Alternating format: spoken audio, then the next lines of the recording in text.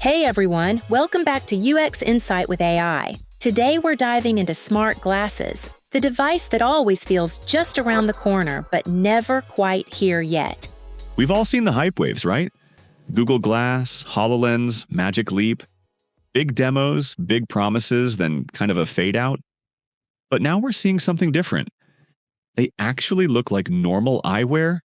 AI is powering genuinely useful features, and people are starting to wear them out in public. So the big question is, are we finally at the usable stage? Or is this still another cycle of almost there? We'll break it down in 3 parts: what's actually changed, how the UX feels in real life, and whether people will actually wear these consistently in the wild. And as always, no spec overload, just what matters for daily use. 20 years ago, smart glasses were pure science fiction, but today, you can get translations on the fly, record from your own perspective, or even just ask, "What am I looking at?" without pulling out a phone. The quiet revolution here is design. When glasses look like glasses, people stop thinking weird gadget and start thinking, why not? That simple shift is huge. It lowers the barrier to just trying them. And AI is the real unlock. You don't need a giant display, just a quick nudge. Directions, captions, a short answer. It's less about replacing your phone and more about saving your phone for later. Exactly. You see momentum building. More models, more use cases, and more stories like, I didn't need it for long, but in that moment, it was perfect.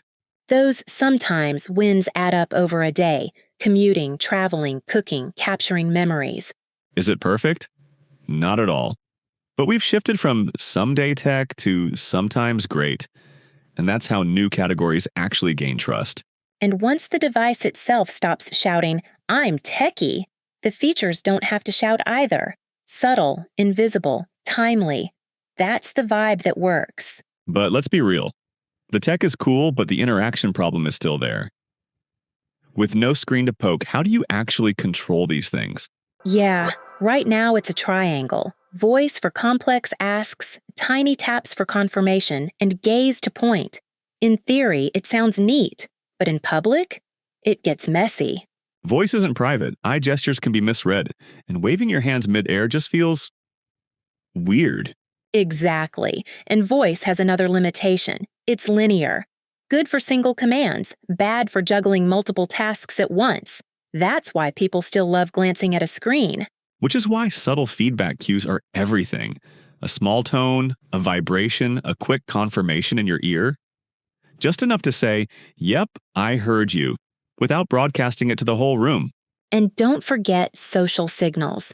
A visible recording light, a clear double confirm before going live that tells people around you what's happening. It lowers the social tension dramatically. The best pattern we've seen so far? Gaze to point, a subtle tap to commit, and voice only when the request is complex or hands are busy. Quiet, minimal, respectful of the space you're in. If the inputs feel effortless and feedback feels discreet, people keep wearing the glasses. If not, they'll leave them at home, and the habit never sticks. Okay, so we've got small wins and a workable UX pattern. But here's the harder question. Even if they look stylish, can smart glasses really replace the phone? Yeah, and this is where reality kicks in. The hardware still limits what's possible. Think about battery. These frames hold only a few hundred milliamp hours. That means maybe 3 or 4 hours of continuous audio or assistant use. Switch to video or streaming, it drains way faster. And heat is a real problem too. Use the camera outdoors on a warm day and the device might literally shut itself down because it's overheating. Not exactly all-day wearable. That's why the charging case is basically part of the product. You wear the glasses, drop them back in to recharge, repeat. That cycle defines the real-life rhythm. Connectivity is another balancing act. New Wi-Fi and Bluetooth help, but the glasses still juggle between your phone, the cloud, and on-device AI. It's a constant trade-off between speed, privacy, and battery life. Which means the dream of full phone replacement still runs into brick walls.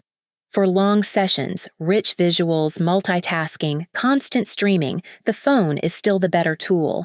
But here's the flip side. They don't need to replace the phone to feel magical. What they do is redefine convenience. Walking outside, instant translation, live captions in conversation, quick first-person capture. These are the moments where not having to reach for your phone feels like magic. Exactly. It's augmentation, not substitution. Pulling the most useful phone features up into your line of sight, just for the seconds you need them. That's the heads-up advantage. Information shows up at the right moment without trapping you in a screen. Long sessions, though, like heavy multitasking or constant overlays, still hit limits: battery, heat, and social comfort. So for now, smart glasses are best thought of as a companion device. A helper that shifts certain workflows from in your pocket to in your field of view. Looking ahead, there are some big checkpoints: lighter micro displays, more efficient waveguides, denser ceramic batteries. Those could extend real usability.